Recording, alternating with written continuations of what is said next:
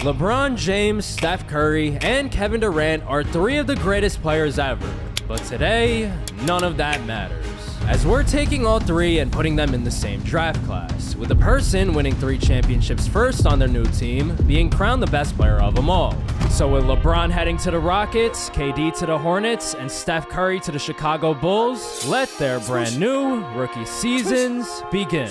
I went California every year, half a year's a beat, yeah, over Asher, yeah, line done, yeah, pimpin' bun, yeah, candy done, yeah. What you just saw was all 3 players dominating as rookies, with each averaging over 20 points per game in their unique styles. And despite all 3 missing the playoffs with their new teams, it would lead way into a productive offseason of training, where Steph and KD would move up from their rookie ratings of an 86 to an 88, and LeBron would have 1 extra point to sit at an 89. So as a result of all of their training, by the time Season 2 came around, all of our stars would lead their new teams into the playoffs. And if we fast forward to Season 3, we'd start to see them send teams home, as Steph, now the 4 seed, would take down Trey's Hawks, KD as the 2nd seed would take down Tatum's Celtics, and last but not least, out west, LeBron would send Victor Wembanyama and his Spurs packing. But eventually, the fun would stop for one of our players, and for KD in particular, it would be him, as immediately he would be sent home by New York in the 2nd round,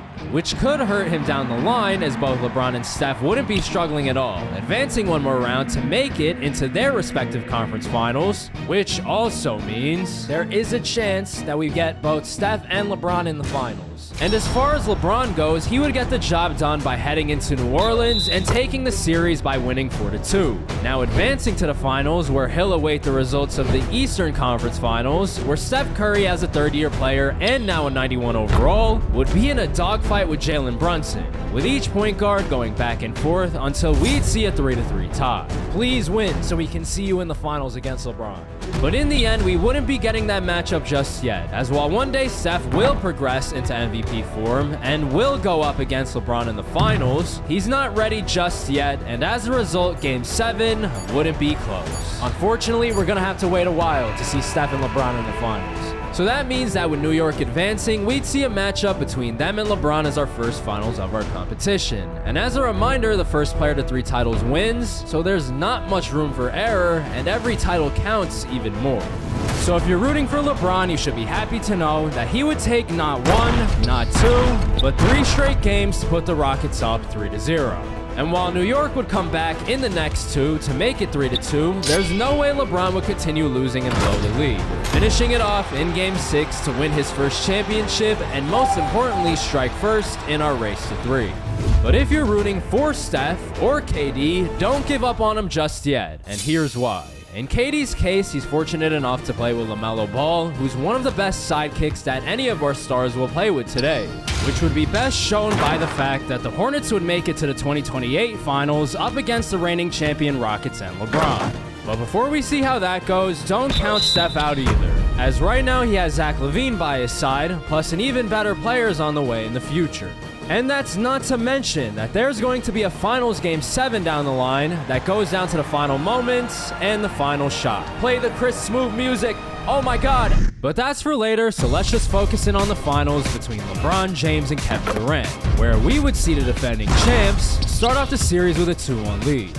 But don't give him the championship just yet, because while the Rockets are really good and definitely a contender, LeBron doesn't have a sidekick at the level of LaMelo. So when you combine his talents along with KD's, they would come back and win the next 2 to go up 3-2. Kevin Wayne Durant and LaMelo LaFrance Ball are 1 championship away, or 1 win away from a championship. And while in Game 6, LeBron would keep it close, giving his teammates a chance to tie up the game in the final moments. Jalen Green with the ball. Jalen Green driving left. The pull-up 3!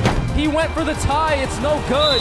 The absence of a true sidekick would be apparent, and this one would end off with KD and LaMelo winning their first championship, with KD specifically tying up LeBron 1-1. Who knows? With such a great teammate by his side, he might win this whole thing. Honestly, just give KD any decent point guard, and good things will happen. But there's still a long way to go. And entering Season 5, KD would be right back in the finals, where he'd be up against the Spurs featuring Victor Wembanyama. And while at first it would appear to be a relatively lighthearted finals and a great opportunity for KD and Wemby have made it to the finals, and they've also made it to the finals as the skinniest duo, opponents, however you want to call it. Somebody get them a sandwich. It would wind up being a disaster for Charlotte and fantastic for LeBron and Steph, because Wemby would thoroughly outplay both KD and LaMelo to take a 3-1 lead.